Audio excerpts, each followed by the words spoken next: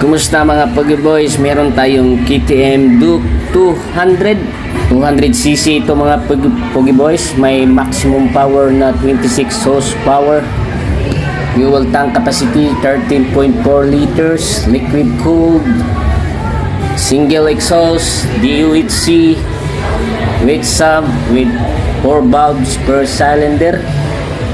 4 stroke ito mga Pogi Boys. Maximum torque 19.5 Newton meter.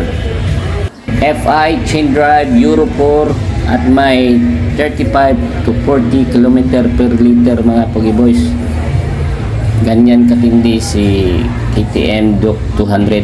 At dito mga Pogi Boys, susubukan natin kung kaya ba ng isang short rider ang KTM Duke 200 kasi may 830mm ang seat height nito.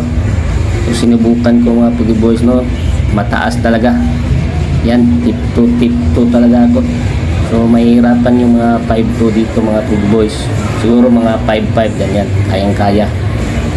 Pero may technique naman dyan mga Pogi Boys para maabot mo talaga yan kung gusto mo talaga itong motor na to. Kayang kaya mo yan. May lowering link naman na binibenta, saka pwede mo rin yung tabasan mo yung upuan. Alright mga Pogi Boys.